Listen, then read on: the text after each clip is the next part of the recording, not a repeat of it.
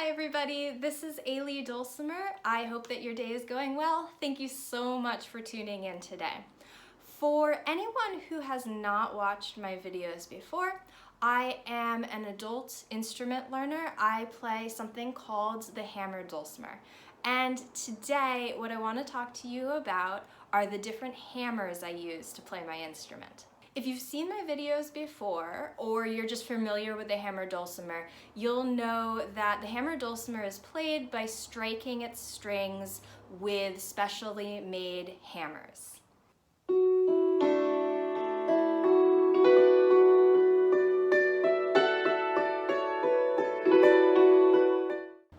These are my hammers. I have three very different pairs of hammers, so I am going to introduce you to each of the pairs and we're going to see how different each one is. So let's head over to my dulcimer and we'll check them out.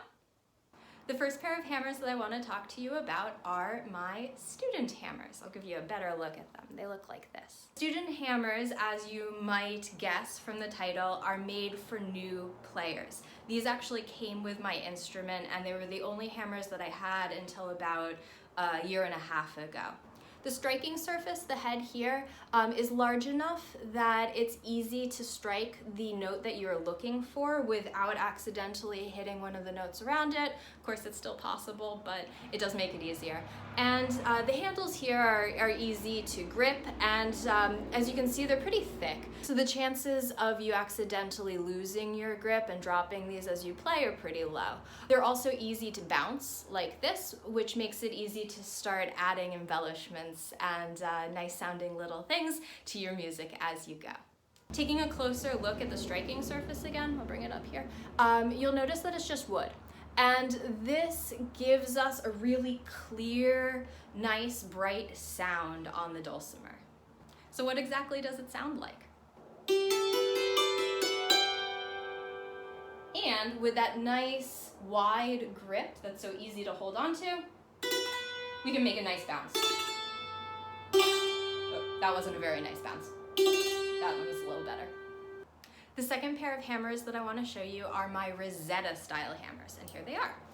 You'll notice that they are a very different shape from the student hammers that I just showed you. The grips are very, very narrow compared to those hammers that I just showed you that were the student hammers. So again, one more time just to compare, very, very narrow, much thicker grip, and that makes it easier to hold on to. The nice thing about the Rosetta hammers is because they're so thin, they're very, very light, and it makes it very easy to play quickly on the dulcimer with these hammers. Admittedly, I do like the thicker grip that I have on actually both my other two pairs of hammers, so I don't use these as much as I do the other two. But when I am looking to play a quick piece of music, it is really, really nice to have this option here. So I'm going to give you an example of what these Rosetta style hammers sound like. Just like the student hammers, you'll notice that the Rosetta style is a wooden striking surface, which means that the sound is very, very similar to what my student hammers create. And I would say this is why I do prefer generally the student hammer over the Rosetta hammer. The sound is the same, but the student hammer, at least for me, is just a lot easier to work with. So I play with this more often than I do with the Rosettas. Now my third pair of hammers you're going to recognize because I have used them for every single video I've posted here on YouTube, so far at least. These are my double-sided hammers. You'll notice again, they look pretty different from the other two pairs that I've shared with you so far. They are a little bit more ornate, but that's not why they're my favorite pair. The reason why these are my favorite is because they have two different types of striking surfaces on them, and neither of them are wood. So that means that they make a very different sound than the other two pairs of hammers that I own. The first striking side that this hammer has is suede. So I'm going to show that to you. It's kind of a greenish color. I don't know if you can see it. There it is. You'll notice that it's kind of dark in the middle. That's a patina that's built up over the year and a half that I've owned it. We'll get back to that. The nice thing about the suede is that it creates a really soft, warm sound. And that's the sound that I really enjoy hearing, which is why I play these so much. Now, when I first bought these hammers, they actually had a wooden striking surface on the other side. But I'd been doing some research and I learned that if you added moleskin to a pair of hammers, you could create a totally different sound. And that's exactly what I did. If you look to the other side, that whitish, creamy-ish color, that is moleskin that I have added myself. The moleskin creates a sound that's kind of halfway between the suede soft warm sound and the much brighter wood sound that I have on my other hammers. I already had 2 pairs of wooden striking surface hammers, so I thought, why not? Let's add some moleskin. So, what do they sound like? Let's find out. So again, if you have been watching my videos, you should be pretty familiar with the sound of the suede, but this is what it sounds like. This is the moleskin side.